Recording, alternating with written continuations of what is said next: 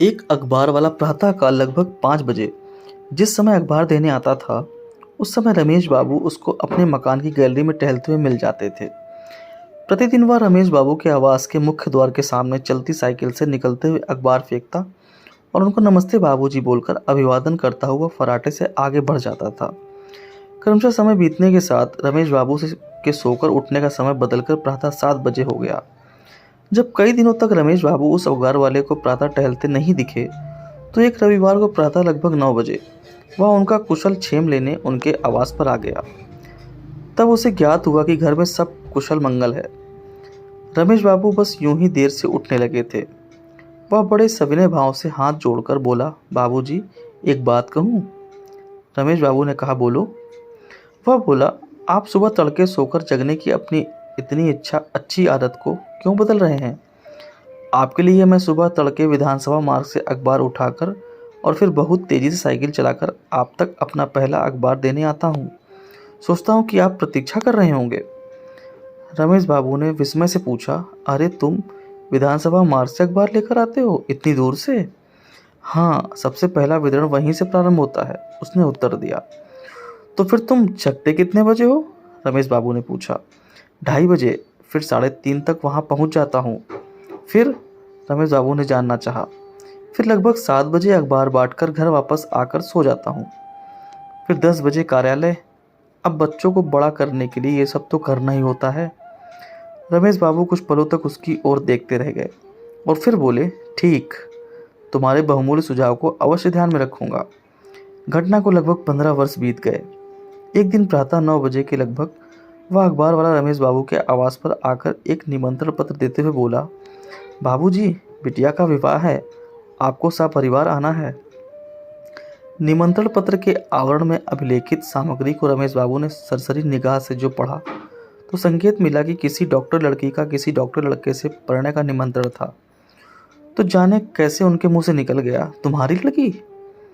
उसने भी जाने उनके इस प्रश्न का क्या अर्थ निकाल लिया कि विस्मय के साथ बोला, कैसी बात कर रहे हैं बाबूजी, मेरी ही बेटी? रमेश बाबू अपने को संभालते हुए और कुछ अपनी झेप को मिटाते हुए बोले, नहीं, मेरा तात्पर्य कि अपनी लड़की को तुम डॉक्टर बना सके, इसी प्रसन्नता में मैं वैसा कहा।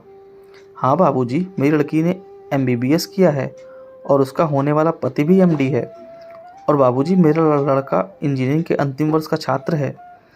रमेश बाबू किंकर्त विमुड़ खड़े सोच रहे थे कि उसने अंदर आकर बैठने को कहूँ कि ना कहूँ, कि वह स्वयं बोला, अच्छा बाबूजी, अब चलता हूँ, अभी और कई कार्ड बांटने हैं, आप लोग आइएगा अवश्य।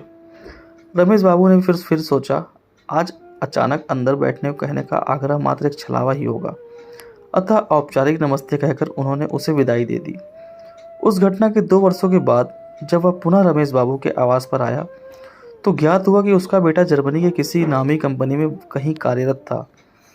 उत्सुकतावश रमेश बाबू ने उससे प्रश्न कर ही डाला कि आखिर उसने अपनी सीमित आय में रहकर अपने बच्चों को वैसी उच्च शिक्षा कैसे दे डाली। उसने कहना शुरू किया, बाबूजी, इसकी बड़ी लंबी कथा है, फिर भी कुछ आपको बता देता हूँ। अखबार नौकरी के अतिरिक्त भी मैं खाली समय में कुछ न कुछ कमा लेता था। साथ ही अपने दैनिक व्यय पर इतना कड़ा अंकुश की भोजन में सब्जी के नाम पर रात में बाजार में बची कुछ कद्दू, लौकी, बैंगन जैसी मौसमी सस्ती मंदी सब्जी को ही खरीद कर घर पर लाकर बनाई जाती थी। एक दिन मेरा लड़का परोसी गई थाली की सामग्री देखकर रोने लगा और अपनी माँ से बोला, ये क्या रोज़ बस वही कद्दू, बैंगन, लौकी, रसोई जैसी नीरस सब्जी, रूखा सूखा खाना, ऊब गया हूँ इसे खाते खाते। अपने मित्रों के घर जाता हूँ तो वहाँ मटर पनीर, कोफ्ते, दम आलू आदि, और यहाँ की बस क्या कहूँ। मैं सब सुन रहा था तो रहा न गया और मैं बड़े उदास मन से उसके पास जाकर बड़े प्यार से उसकी ओर देखा और फिर बोला, पहले आंसू पोंछ, फिर मैं आगे कुछ कहूँ। मेरे ऐसा कहने पर उसने अपने आंसू स्वयं पोंछ लिए।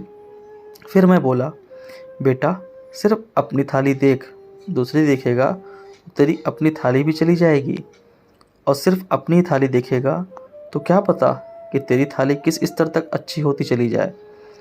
इस रूखी सूखी थाली में मैं तेरा भविष्य देख रहा हूँ, इसका अनादर मत कर। इसमें जो कुछ भी है परोसा गया है उसे मुस्कुराकर खा ले। उसने फिर मुस्कुराते हुए मेरी ओर देखा और जो कुछ भी परोसा गया था खा लिया। उसके बाद से मेरे किसी बच्चे ने मुझसे किसी भी प्रकार की कोई भी मांग नहीं रखी।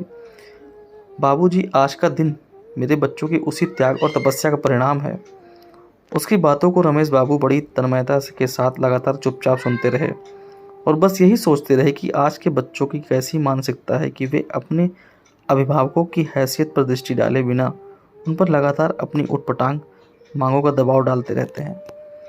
दोस्तों, उम्मीद करता हूँ भावुक और प्रेरणादायक कहानी आपको पसंद आई होगी। अगर पसंद आई वीडियो को लाइक करें, शेयर करें और चैनल पर नए हो तो चैनल सब्सक्राइब करना ना भूलें। धन्यवाद।